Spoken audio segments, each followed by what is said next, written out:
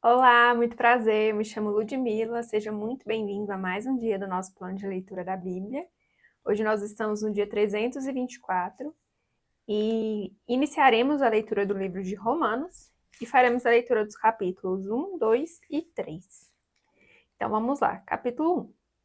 Paulo, servo de Cristo Jesus, chamado para ser apóstolo, separado para o Evangelho de Deus, o qual foi prometido por ele de antemão por meio dos seus profetas nas Escrituras Sagradas, acerca de seu filho, que, como homem, era descendente de Davi, e que, mediante o Espírito de Santidade, foi declarado Filho de Deus com poder, pela sua ressurreição dentre os mortos, Jesus Cristo, nosso Senhor. Por meio dele e por causa do seu nome, recebemos graça e apostolado para chamar dentre todas as nações um povo para a obediência que vem pela fé. E vocês também estão entre os chamados para pertencerem a Jesus Cristo. A todos os que em Roma são amados de Deus e chamados para serem santos, a vocês, graça e paz da parte de Deus nosso Pai e do Senhor Jesus Cristo. Paulo anseia visitar a igreja em Roma. Antes de tudo, sou grata a meu Deus, mediante Jesus Cristo, por todos vocês, porque em todo o mundo está sendo anunciada a fé que vocês têm. Deus, a quem sirvo de todo o coração, pregando o evangelho de seu Filho, é minha testemunha de como sempre me lembro de vocês em minhas orações. E peço que agora, finalmente, pela vontade de Deus, me seja aberto o caminho para que eu possa visitá-los. Anseio vê-los a fim de compartilhar com vocês algum dom espiritual para fortalecê-los, isto é, para que eu e vocês sejamos mutuamente encorajados pela fé. Quero que vocês saibam, irmãos, que muitas vezes planejei visitá-los, mas fui impedido até agora. Meu propósito é colher algum fruto entre vocês, assim como tenho colhido entre os demais gentios. Sou devedor tanto a gregos como a bárbaros, tanto a sábios como a ignorantes. Por isso estou disposto a pregar o evangelho tanto a vocês que estão em Roma. Não me envergonho do evangelho, porque é o poder de Deus para a salvação de todo aquele que crê, primeiro do judeu, depois do grego. Porque no evangelho é revelada a justiça de Deus, uma justiça que do princípio ao fim é pela fé, como está escrito: o justo viverá pela fé. A ira de Deus contra a humanidade. Portanto, a ira de Deus é revelada dos céus contra toda a impiedade e injustiça dos homens que suprimem a verdade pela injustiça. Pois o que de Deus se pôde conhecer é manifesto entre eles, porque Deus lhes manifestou. Pois desde a criação do mundo, os atributos invisíveis de Deus, seu eterno poder e sua natureza divina, têm sido vistos claramente, sendo compreendidos por meio das coisas criadas, de forma que tais homens são indesculpáveis, porque, tendo conhecido a Deus, não o glorificaram como Deus, nem lhe renderam graças, mas os seus pensamentos tornaram-se fúteis, e o coração insensato deles obscureceu-se. Dizendo-se sábios, tornaram-se loucos, e trocaram a glória do Deus imortal por imagens feitas segundo a semelhança do homem mortal, bem como de pássaros, quadrúpedes e répteis.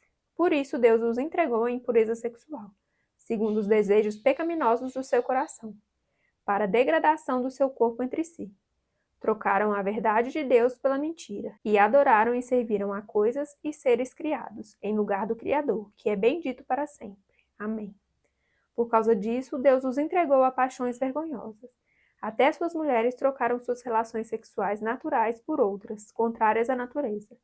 Da mesma forma, os homens também abandonaram as relações naturais com as mulheres e se inflamaram de paixão um pelos outros. Começaram a cometer atos indecentes, homens com homens, e receberam em si mesmos o castigo merecido pela sua perversão. Além do mais, visto que desprezaram o conhecimento de Deus, ele os entregou uma disposição mental reprovável, para praticarem o que não deviam. Tornaram-se cheios de toda sorte de injustiça, maldade, ganância e depravação. Estão cheios de inveja, homicídio, rivalidade, engano e malícia. São bisbilhoteiros, caluniadores, inimigos de Deus, insolentes, arrogantes e presunçosos. Inventam maneiras de praticar o mal. Desobedecem a seus pais, são insensatos, desleais, sem amor pela família, implacáveis. Embora conheçam o justo decreto de Deus, de que as pessoas que praticam tais coisas merecem a morte, não somente continuam a praticá-las, mas também aprovam aqueles que as praticam.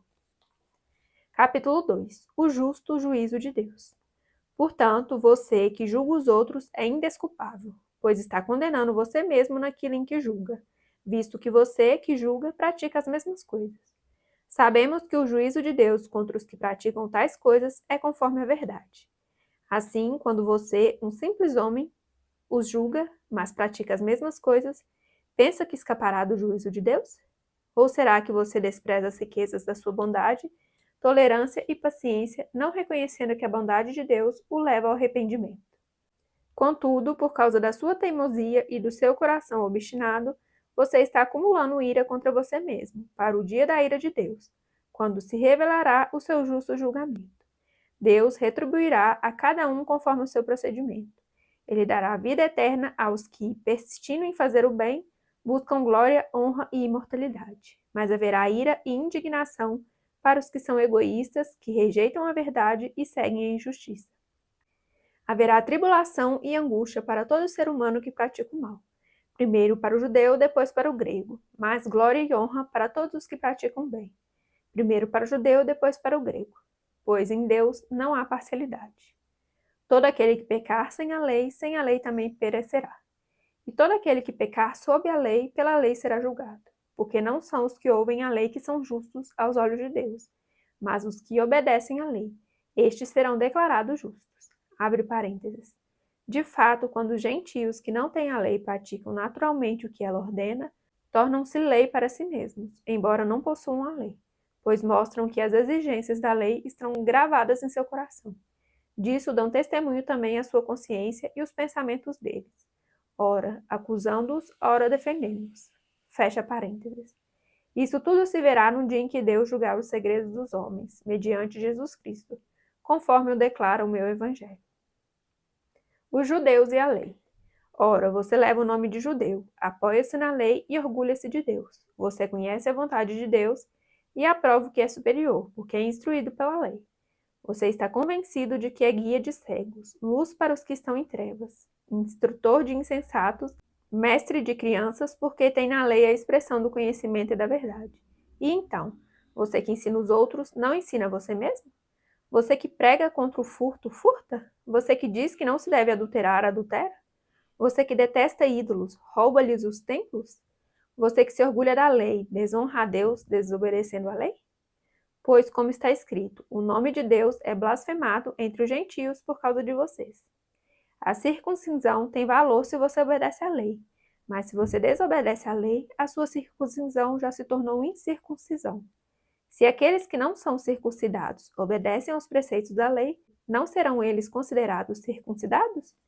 Aquele que não é circuncidado fisicamente, mas obedece à lei, condenará você que, tendo a lei escrita e a circuncisão, é transgressor da lei. Não é judeu quem o é apenas exteriormente, nem é circuncisão a quem é meramente exterior e física. Não, judeu é quem o é interiormente, e circuncisão é a operada no coração, pelo Espírito, e não pela lei escrita. Para estes, o louvor não provém dos homens, mas de Deus. Capítulo 3. Que vantagem há, então, em ser judeu, ou que utilidade há na circuncisão? Muita, em todos os sentidos, principalmente porque aos judeus foram confiadas as palavras de Deus. Que importa se algum deles foram infiéis? A sua infidelidade anulará a fidelidade de Deus? De maneira nenhuma. Seja Deus verdadeiro e todo homem mentiroso. Como está escrito, para que seja justificado nas tuas palavras e prevaleças quando fores julgado. Mas se a nossa injustiça ressalta de maneira ainda mais clara a justiça de Deus, que diremos?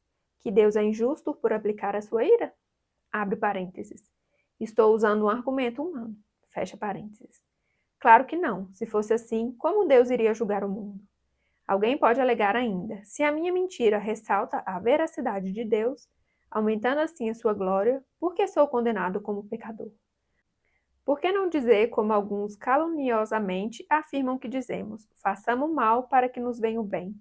A condenação dos tais é merecida. Ninguém é justo. Que concluiremos então? Estamos em posição de vantagem? Não. Já demonstramos que tanto judeus quanto gentios estão debaixo do pecado.